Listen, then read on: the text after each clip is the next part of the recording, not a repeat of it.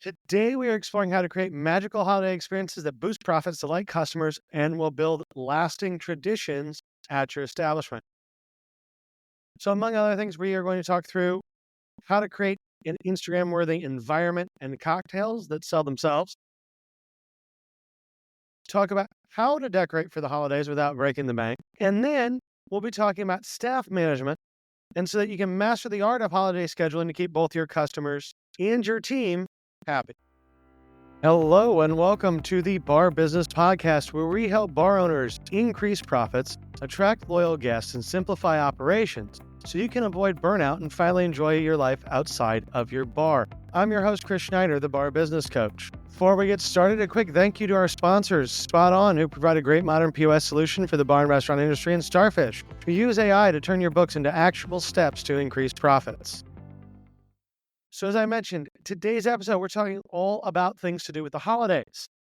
It's the beginning of December. It is the time when all of this needs to come into play.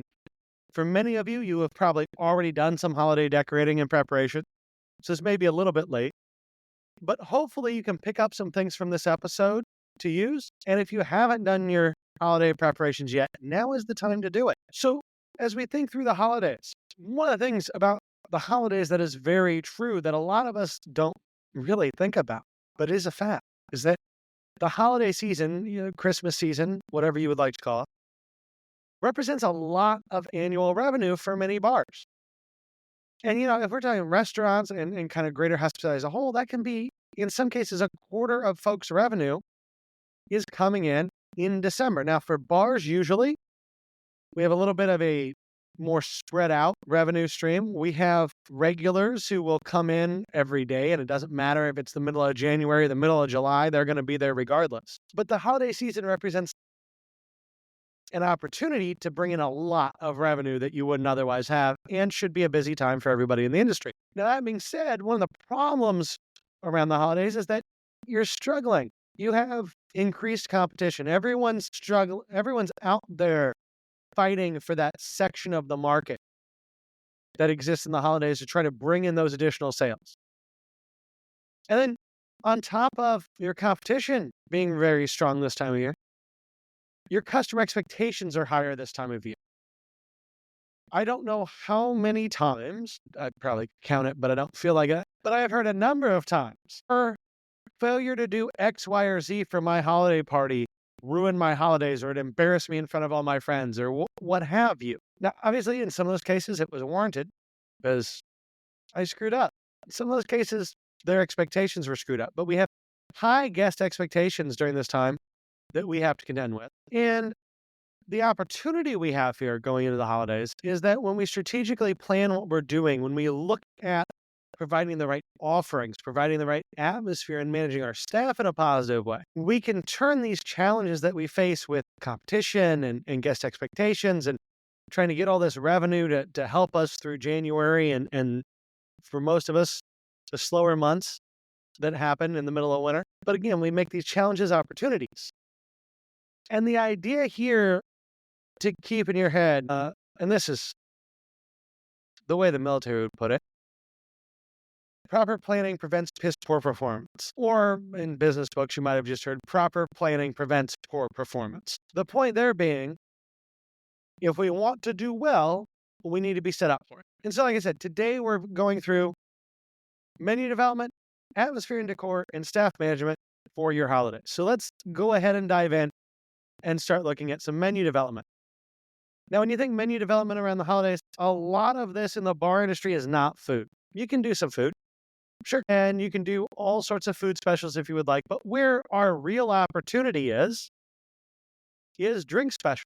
And most of you probably have your regular cocktail list. And those are still good, right? A winter cocktail list is a winter cocktail list. But you also have the opportunity to design new holiday cocktails. And those holiday-based cocktails, Christmas-based cocktails, or if you have a lot of Jewish customers, maybe you're doing Hanukkah-based cocktails, whatever holiday you're using right now, you have some real opportunity here to make cocktails that A, have a bit more margin on them, and B, will get people to post them online. So anytime we've talked about cocktails on the podcast, there's always, I talk about we need to balance our selections. We need to try to make sure we're staying in our cost bands, that our prices are not higher than normal. A lot of that sort of stuff. But on the holiday season, Christmas cocktails, we can break all of those rules almost and make more money and get away with it. So this is where the holidays can be a lot of fun. So the first thing about a holiday cocktail or a Christmas cocktail that I should always be true is it needs to be Instagram worthy. Now, I always say all cocktails should be Instagram worthy. They should. But a Christmas cocktail, you can go a couple extra steps here to make people's season better, to give them a better idea of what they're drinking, and frankly, get better margins. So when we're talking Instagram worthy for Christmas, how can we do that? We can do that all sorts of ways. And I've used this example before, but think about Starbucks. Starbucks does an excellent job on merchandising the holidays and changing their drinks for the holidays. And also think about the types of drinks Starbucks does around the holidays. Gingerbread, peppermint, hot chocolate.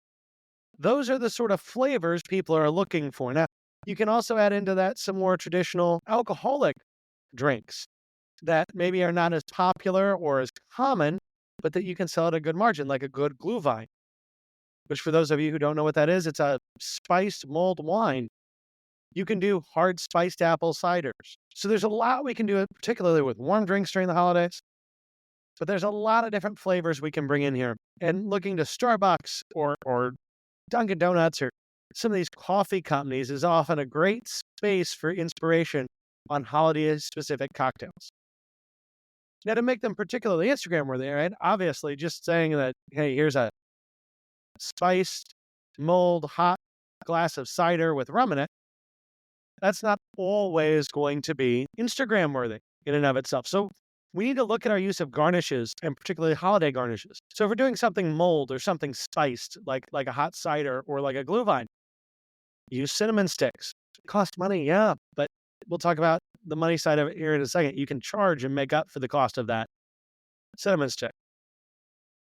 Another thing I really like, and this is true whether we're talking hot drinks or cold drinks around the holidays, whipped cream. Whipped cream and sprinkles. It sounds stupid. It is easy though.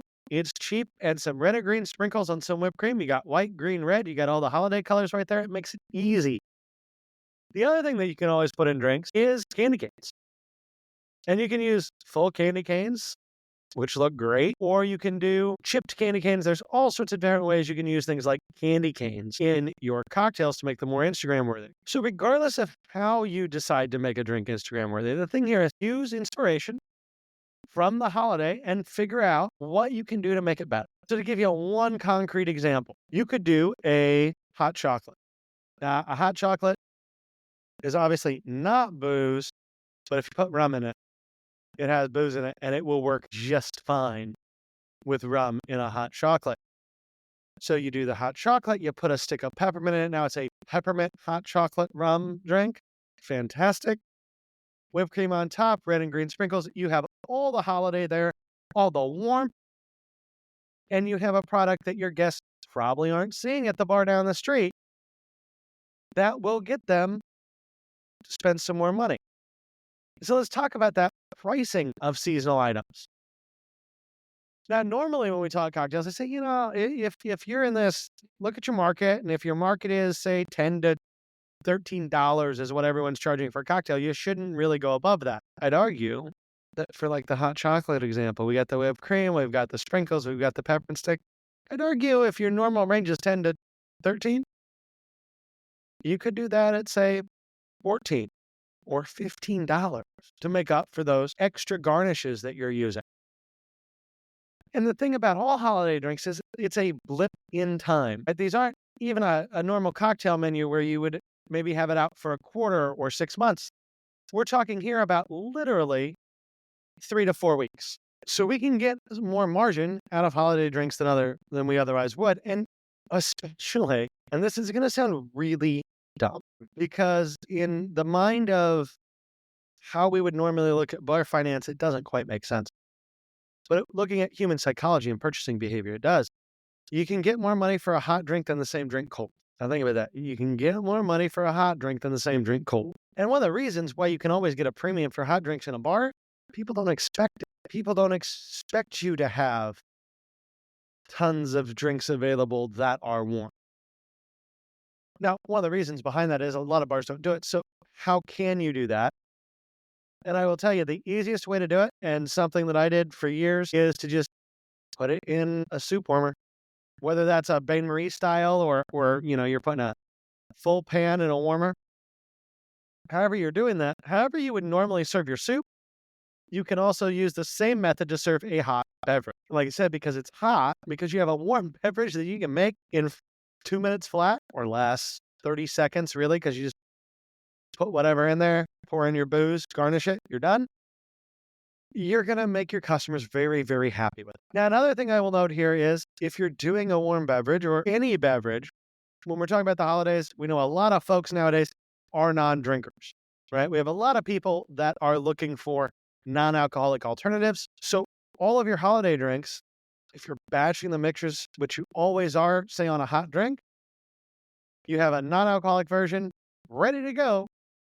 And your alcoholic version, you're just pouring that glue vine, or glue vine would automatically have wine in it, but you're just pouring that hot chocolate and not adding rum or anything to it. Boom, done.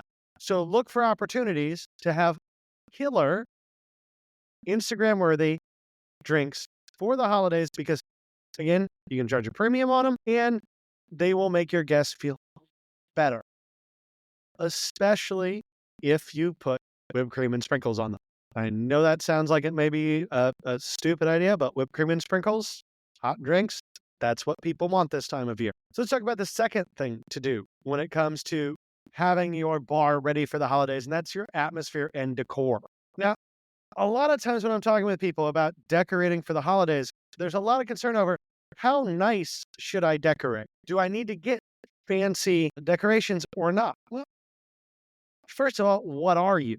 If you're a country club, and when I worked at a country club, we had very fancy Christmas decorations, and most of them came from like Crate and Barrel. They were not cheap. And the reason we had fancy, expensive Christmas decorations is because, well, all the doctors and lawyers that were members of the club, and business people and whomever else, they all had a lot of money.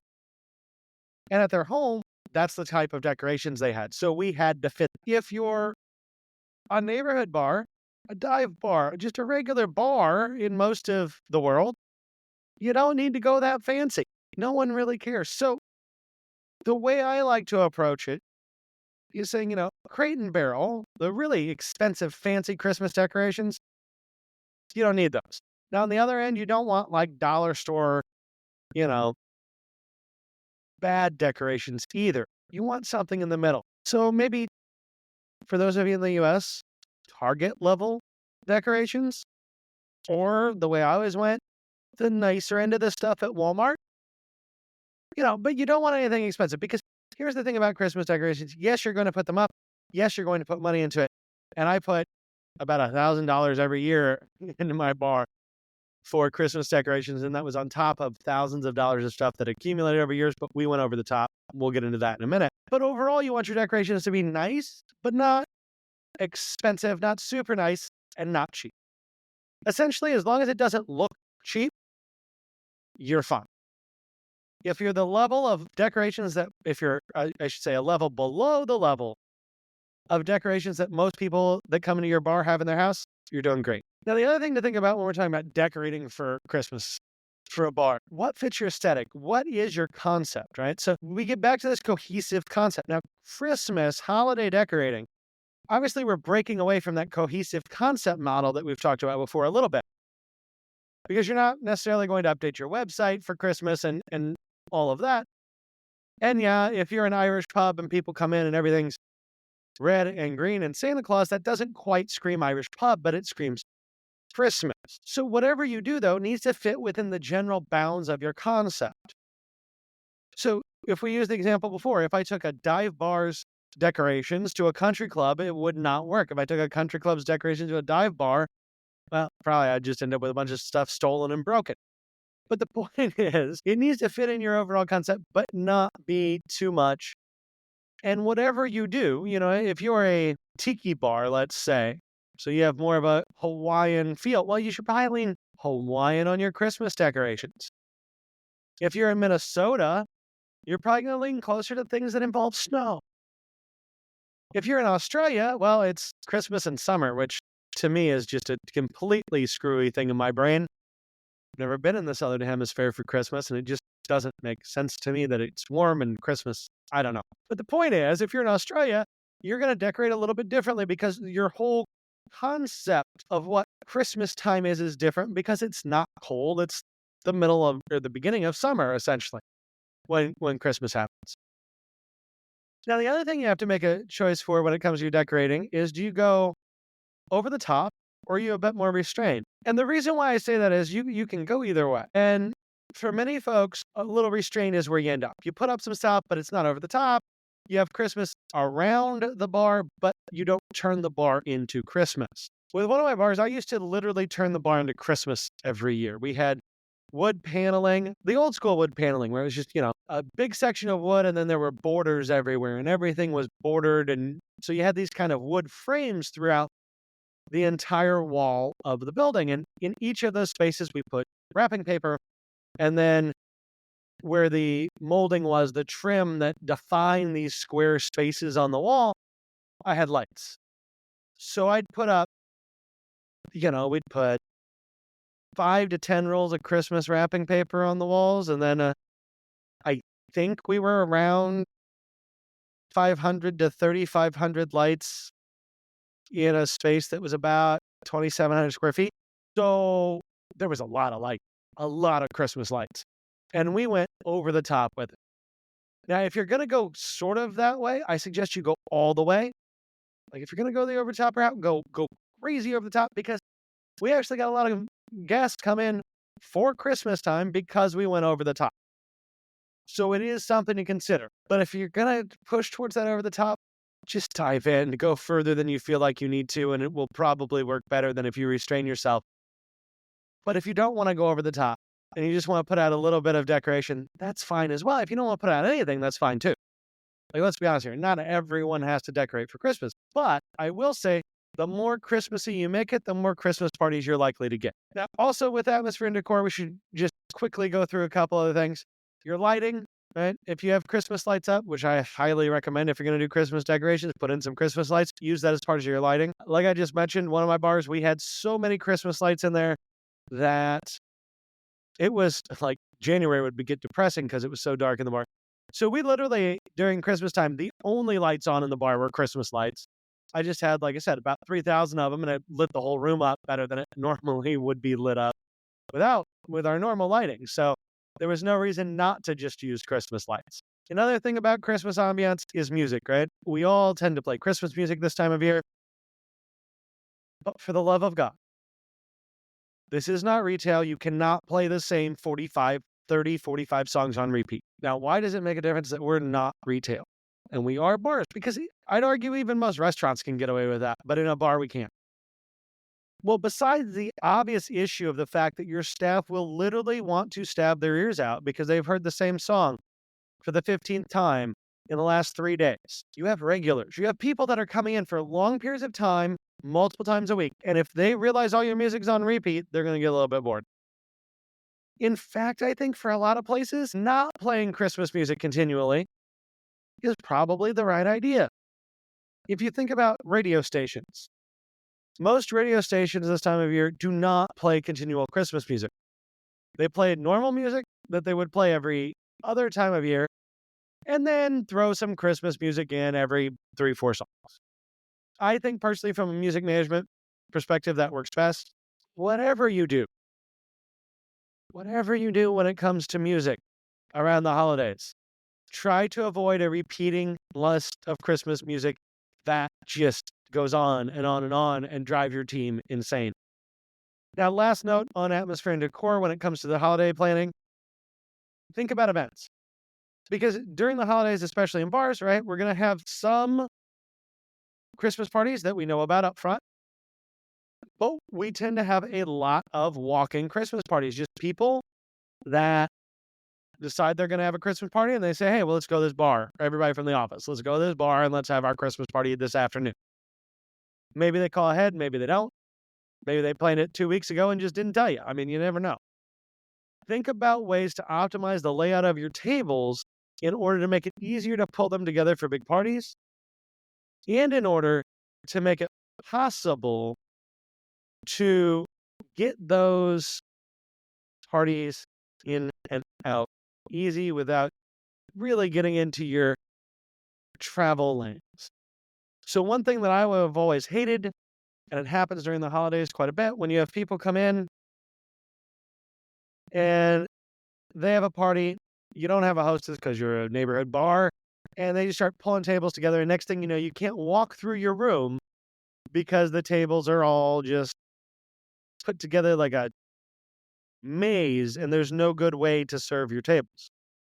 So in those cases, you want to think about rearranging your layout potentially for the rest of this month to make it real easy to pull tables together, pull them apart, and to try to prevent people potentially from putting tables together themselves and turning what should be an easy to navigate dining room into a maze. Now, for the last part of what I think is really important to focus on for the holidays, I want to talk a little bit about staff management. And we could talk a whole lot about staff management, but we have in the past.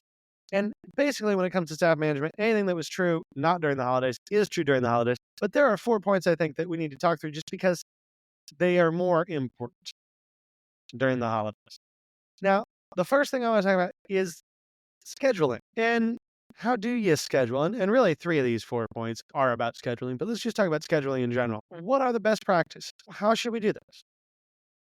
So one of the big things I always tell folks to do around the holidays is ask your team what they want to work. Literally ask.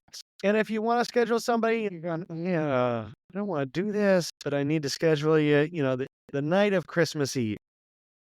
Ask them, say, hey, do you mind working the night of Christmas Eve? And if they say, well, yeah, I really don't want to work, and you absolutely need them to work, you can always, well, I really need somebody to work that day. Is there any way you could do it? You can play that game. Or you can have them help you find someone else on your team to work that shift. But the big thing when we get around holidays in making your staff feel heard and respected is to ask them not necessarily when they can work, but ask them, hey, I'm scheduling you this time. Is that cool? The other thing to really pay attention to is when people are traveling. A lot of times when we're dealing with requests off, people have actual legitimate reasons this time of year to request time off. And sometimes they can't schedule, their schedules can change, right? If I'm going out of town for 3 days, well, you can't say, well, I can only give you 2 days off because maybe I already booked a flight. Maybe I already have hotel rooms. So pay attention to travel and make sure that you're getting that information from your team so that you know where you can flex on people's requests and where you can't. And the other big thing here is don't make everyone work every holiday if you can avoid it.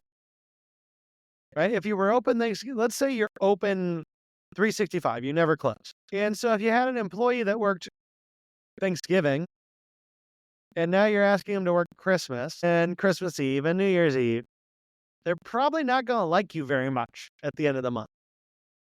So try to spread around those bad shifts among different employees. The other thing I will say here is pay attention to what your employees actually celebrate. Way back when I was in college, I worked for a pizza company. And the pizza company was a small local pizza company. Everyone that owned it, they had, I think, 3 owners, and all the owners were Jewish. And so they were open every Christmas day.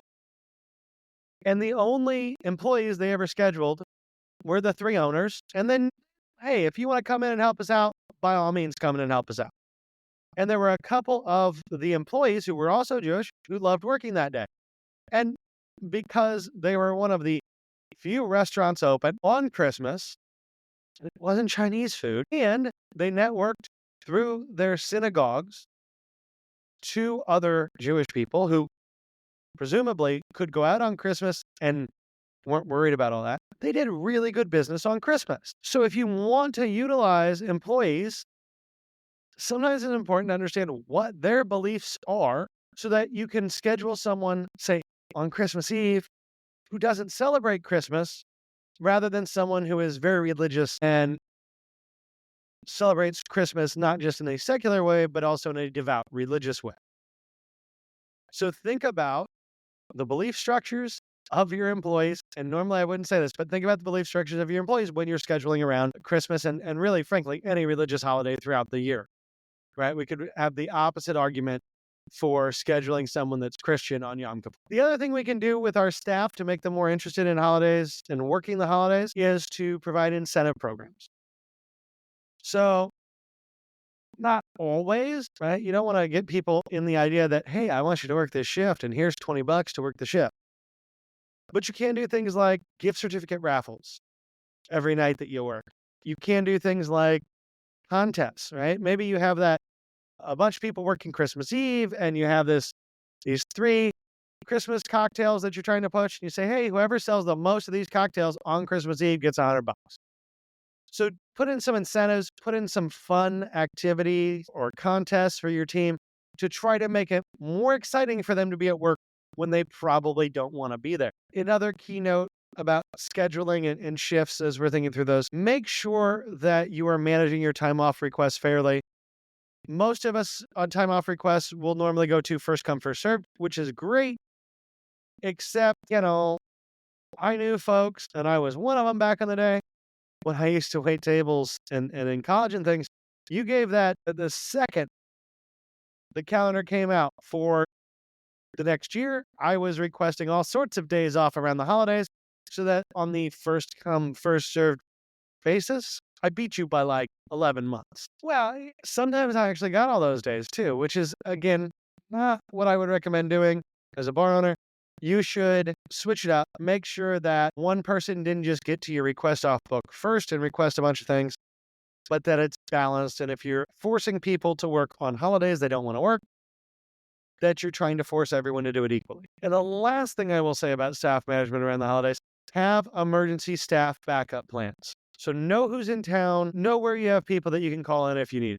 And that's partially, right, just because people may call out, but also if you have walk-in Christmas parties, you may need another server that you didn't anticipate. Because walk-in Christmas parties, unlike the rest of the year, where usually we can predict, hey, we're going to be busier on Friday than on Tuesday. I've had some years with holiday parties where, my God, Wednesday was like a normal Friday because we had all these Christmas parties walking out of nowhere and I needed to call in staff.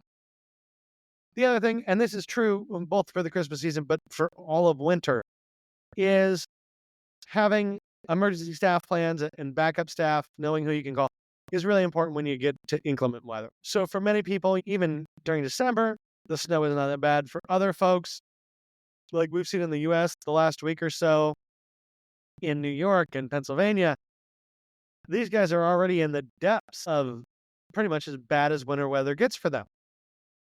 So having contingencies to make sure that you're staffed in bad weather is also important. And depending on where you are, if you're more rural, the other thing about it's not just when the weather happens, it's how many days after the weather happens do I have to be worried about. So between those notes on staff management, talking about atmosphere and decor, and, innovative holiday cocktails, and then charging a premium for them, if you hit those points, you are very much set up for the holidays. And so success during the holiday season comes down to essentially 3 elements that we've talked about. Not quite in the way I'm about to say it.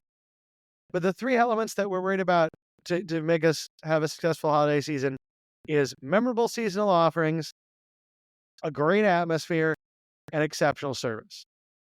And if you have those seasonal offerings, a great atmosphere that's based around the holidays, and exceptional service, you will outperform other bars in your area for the Christmas season.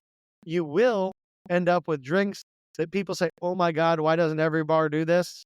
Especially when they're hot. And you will start to build a reoccurring December revenue where you are seen as one of the best places for a Christmas party. Before I let you go today, we do have one listener question. And I don't know if this guy was thinking about Christmas parties when he wrote this in earlier this week, or there was something over Thanksgiving, but I thought it was a great question given the topic today, which is how do you handle regular customers who expect their usual seats during special events? So what can we do to take care of regular customers that just can't sit where they want? Well, first of all, let's talk about this concept of just can't sit where they want, because I think a lot of bars, and I know mine was this way, Your regulars, particularly your old male regulars, they are the worst at this. They have a chair they like, and they want to sit in their chair. And if they can't sit in their chair, they're quite frankly upset. I know plenty of times I've looked at somebody who's been in a bar for an hour or two and been like, "Hey man, it is 2:50, and this guy comes in at 3 to 3:03 every day, and he's gonna want to sit in your chair. Is there any way?" And I hate to do this, but is there any way I could get you to slide down one bar stool so that he can have his chair? And 99 times out of 100, that was never a problem. And if it was, I'd buy people a drink and then they'd move.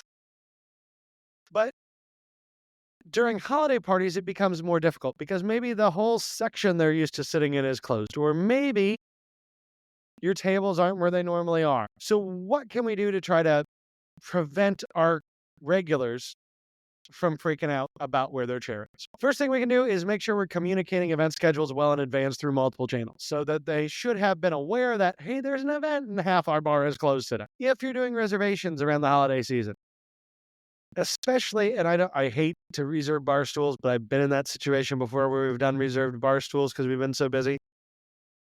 Book for your regulars automatically, or offer them the opportunity to book spaces before you give the parties the spaces. Create priority reservations for your regulars. Now, if you don't do reservations, obviously that doesn't help you at all. But if you're not doing reservations, something I love to use during the holiday season is reserve signs. I literally took some cardstock, threw it in a printer, printed out the word reserved a bunch of times on it, cut them out, folded it in half, bam, reserve signs. Put those all over on tables you don't want people to sit at. And I use them this time of year. I have 2 or 3 out almost all the time. And sometimes, even not during the holidays, I would just reserve a table for fun, just so that I knew I'd have an open table because there would be 2 or 3 people I was thinking may come in tonight that I want to make sure I have a table. The other things that you can do is you can, create alternatives for regulars during your events. Now, obviously, if you have a separate space that you can have an event in so you don't have to alienate your regular, that's always preferred. But if you want to have a alternative for your regulars so they're not upset when you take their seat, great. I think the biggest piece of advice, though, that I can give here about what to do when regulars expect their normal seat. If you know you have regulars that are that crotchety, you shouldn't use their seat. Put your event somewhere else. Don't make your regulars work around your events. Your regulars give you money every day. Your events, yes, it's a lot of money, but they're not giving you money every day. And to an extent, those regulars are paying your utility bills month in, month out. You want them happy. So don't be afraid to move a party or to suggest a party in a slightly different location in order to keep your regulars happy. That about wraps it up for today. If you enjoyed today's insights, make sure you like, subscribe, and leave a review. If you are ready to take your bar to the next level, schedule a strategy session with me by clicking the link in the show notes below. Until next time, have a great day, and we will talk again later.